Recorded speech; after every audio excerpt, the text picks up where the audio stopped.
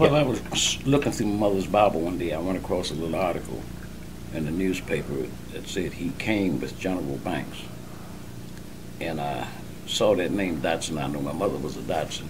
And I asked her about this person named William Dotson. And that was her grandfather. And she told me that what happened was in 1862, during the Second Battle of Winchester, when General Banks had control of Winchester, slaves from the lower Shenandoah Valley and all around gathered there for protection and food and what have you. And I understand it was in the thousands that came there. And then when Stonewall Jackson came and captured Winchester, the Union Army was on retreat.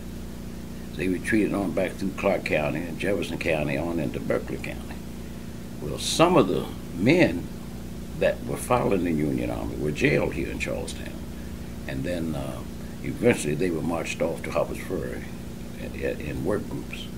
But according to my great-grandfather, John Dotson evidently wasn't jailed in Charlestown. He made his way to Berkeley County, still following the Union Army.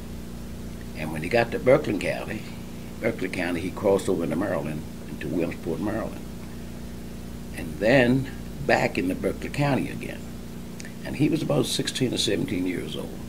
And an escaped slave, and there was the fugitive slave law and all these things going on. The Emancipation Proclamation hadn't been issued yet. This was 62.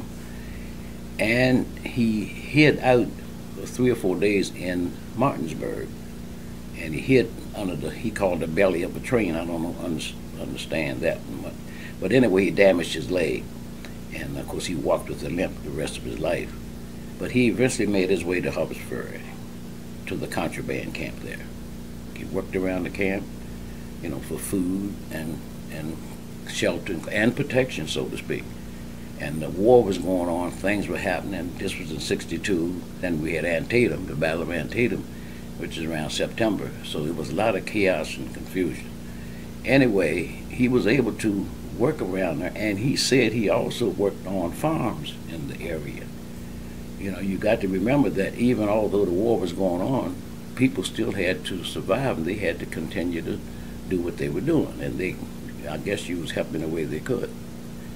And my father asked him about going to school, and he said the only education he had was when he was at the camp in Harper's Ferry, the contraband camp there between 1862 and 1865. So we believe that there were teachers or someone that, taking these slaves.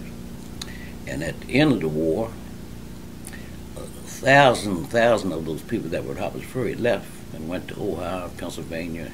But he liked it so much he stayed.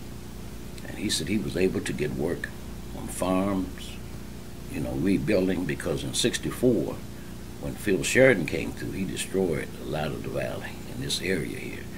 And a teacher from Fort Monroe in Virginia came to Harper's Ferry, and she described the conditions there, how bad things were.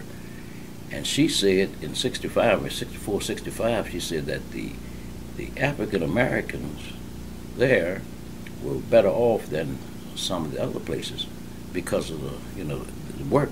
They were able to work and accumulate a little money. And I didn't know until recently that the government, the Army, did pay them for some work that they were doing at those camps. Anyway, he did accumulate a little money, and he stayed around the Halltown area, and he even worked at the paper mill at the Halltown. And then he had a little piece of property down in Mechanicstown, and that's where he died. But that's how the Dotson blood got into this valley. It was during the Civil War, from an escaped slave. And at times then, he could easily have been in the group that were sent back to the plantations. When locally, a lot of the slaves that left the plantation when the Union Army came through, like right in Summit Point and where have you, a lot of them were taken back. And I understand that Stonewall Jackson, when he captured Winchester and had Banks on the move, and that he also ordered a lot of the slaves from the Lower Valley back to their plantations because, like I said, the Emancipation Proclamation hadn't been issued, and there was the Fugitive Slave Law. So many things were going on. And in order to really get a feel for what my grandfather, my great-grandfather, and a lot of the other people that came here, you've got to see the total picture. You've got to see 1862 and 1863 and how close we are to the Battle of Antietam and all the things that were going on. And this give me an appreciation of those slaves and ex-slaves and what they went through and how they survived and kept getting up and kept stressing us, our younger generation, you know, to survive and to continue to hang in there.